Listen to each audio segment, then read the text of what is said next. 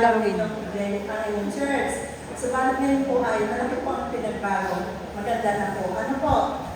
Ang aking pong bahagi sa umaga nito ay song testimony. Nung ito po ay mabasa po sa aming visit, ay ako po ay nervous po ba? Ano po ba ang song testimony? Akala ko po ay ako ay aawit, ay siguro po ay pasto muna. Subalit na ito po ay itanong ko ay ang song testimony po ay ano po ba? Yung awit na tumiim sa aking puso. Alam niyo po, tunay po na napakaganda ng awit ng Blue Stress and BMI. Ito po ay lahat po ay nagpupuri sa ating Panginoon. Alam po natin na sa ating pong buhay ay may mga biglaan po bang dumarating na mga problema, mga pagsubok, subalit nandyan po ang ating Panginoon na lagi na po umaalalay at gumagabay sa atin. Ano po? At ang isa pong awit na lagi ko po bang inaawit kahit po ako ay nasa ginagawa sa tahanan, kahit po ako ay nagtitinda, ay hindi po ako naiiyak. Na lagi po ako umaawit kahit po sabihin ako isintonado. Pero araw-araw po inaawit ko yung awit na yon. Kahit po yung mga tindera ay baka umingili sa awit ko. Pero ako po ay maligaya na inaawit ko yung awit na yon. Ang lumapit ka kay Jesus. Ano po? Sapagkat sa buhay po natin ito, wala po tayong matatakbuhan kundi ang ating Panginoon.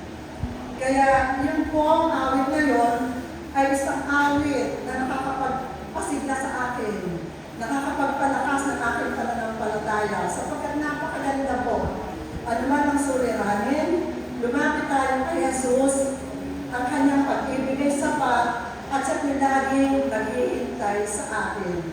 Kaya po mga kapatid, ano man po ang ating maranasan, ano man po ang ating mga pagsubok na daanan, lumapit po tayo sa ating Panginoon sapagkat siya po ay nandyan, laging handa na tayo ay alalayan, laging handa na tayo ay iligtas sapagkat ang pag-ibig ng Panginoon po ay sapat para sa bawat isa sa atin.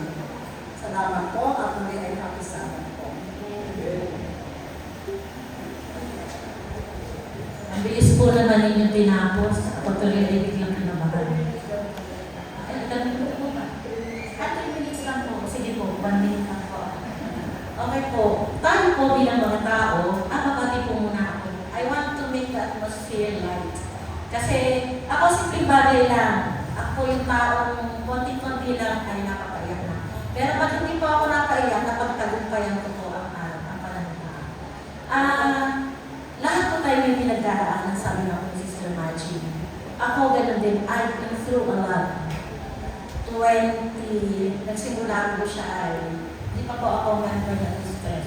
Huwag kang tumingin masyado dami ang kanya.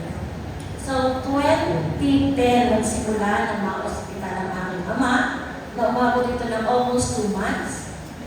Sumunod po ay 2012, nang ang aking kapatid na bunso ay na-aksidente, nabanggan siya o binangga niya yung truck sapagkat po siya ay lasing.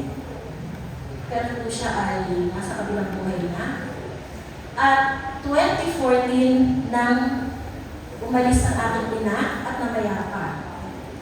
Nagsimula po lahat yan, lahat po yan. Solo ko pong kinarga. Hindi ko masabi noon sa asawa ko yung mga pinagdaanan ko kasi ayoko may masasabi siya sa mga kapatid ko. Ayoko po talaga, so sinasolo ko lang. Yung akin naman pong mga anak, si Alpha, maliit pa. Kaya hindi ko sila masyadong sinasabi. Ako lang po talaga. Ito po yung napagtagumpayan ko rin naman. Ayan, sinasabi ko na simpleng bagay, iiyak. Ay, napagtagumpayan ko po sapagkat lagi po talaga ang akin lamang kakampi. Feeling ko po, kakampi ko talaga ang Diyos. Dahil lagi po ito nagkakaroon ng solusyon. Dito 2014 namatay ang ina ko. Nagsimula na po ang matinding kalba. 2016 pa po pala, isa pa pong pagsubok ang dumating sa buhay ko. Hindi naman po ito tungkol sa aking pamilya, kundi tungkol po sa pakikibak ko para makuha ko ang aking posisyon sa school na sa palagay ko po naman ay talaga karapat-dapat na para sa akin. Napakadami pong balakid. Na sa dulo po nitong balakid na ito, ang dami ko pong kaaway, hindi po kaaway, against sa akin kasi meron silang gustong ilagay doon sa posisyon na yun. Ang kahuli-huli ko pong tinawag, gusto ko na po sumuko. Panginoon, tulungan mo ako, may lalapitan po akong tao. Tulungan mo ako, tatanggapin ko po kung hindi ito mapapa sa akin. Ang nilapitan ko po mismo ay ang superintendent, Division School Superintendent, si Ma'am Merkel. Dala-dala ko po yung aking libro na ginawa, na authorship na ginawang 0 sa ranking. Umalis po ako ng PSN, ako po ang top 1. Nung dumating na po ako ng division, ako po ay kulelat, naging top 3. Hindi ko po matanggap na yung authorship ko ay 0. So tinanong ko siya, kabado ako talagang kumakatog yung aking tawag dito, yung folder. Ay, huwag ka matakot, mabait ako sa kanya. Tatanong ko lang po, ito po ba ay may puntos? Sabi niya, oo, 10 points yan. Sino ano? Ayoko na lang bumanggit ng tao sa pagkakilala ko siya. So, to make the story short, ako po ay pinagalitan, minura, mula dulo ng buko hanggang dulo ng kuko, nung taong naglagay sa akin ng 0. At nagsabi pa siya sa akin na huwag kong ikikwento, well, anyway, 2016 pa yun. Hindi ko pa talaga kwento kahit kanino. Sa'yo na yung posisyon na yan, pero yung ginawa mo, pinayan mo ko. Siya naman pinapalipat ng division. Sa makatuwid, nakuha ko po yung posisyon ko bilang master teacher. Pagkatapos nung dumating na nga ako, 2019 pandemic, nagsimula na po ang kalbaryo ko. Pag-alaga ko po sa aking ama, na yung ama ko po naman ay, pasaway po ba, di ba bawal mo ba sa senior citizen? Labas ko ng labas, para po akong may dalagang inaantay sa gabi, nawawala, nag-iiyak ako sa labas ng bahay, hindi pa dumadating, hanggang may titigil na patrol ng pulis, inihatid ang aking tatay. Na nahuli, naglalakad. Ay, ikaw po pala yan, ma'am. Ay, ma'am, ito po yung tatay mo, huwag kang pumag-alala. Pag nakita ko po yung tatay mo, ay akin na lang akong ihahatid sa iyo. Kilala na po siya dun sa sakayan pa SM, araw-araw na sa SM. At mas tumindi ng 2022 sapagkat hindi na po siya nakakalaman. Totally bedridden. Wala po talaga ako ay adlowan. Until such time na sinabi ko na po sa asawa ko na wala akong kaasahan kapatid. Yun na. Natanggap niya ng buo sa pamamagitan din po ng pananalangin ko sa Panginoon. At ito'y member na po ako nito ng yung stress. Nung una po akong inalok ni Ma'am Dali at ni Ma'am Maricel, uy, sumali ka, sabi ko, alam niyo naman ako ay palaka ang boses. Hindi, tutugtog. So ako never in my life na humawak ng musical instrument. At sabi ko, hindi madali na. Ma'am Maricel, sorry, sabi mo pa nga sa akin, makakatugtog ka, F-note lang, alam mo na yung F lang, ganito lang ang kamay. Kahit hindi rin alata. Sabi niya, ay, napagano, ay, oo nga pala madali.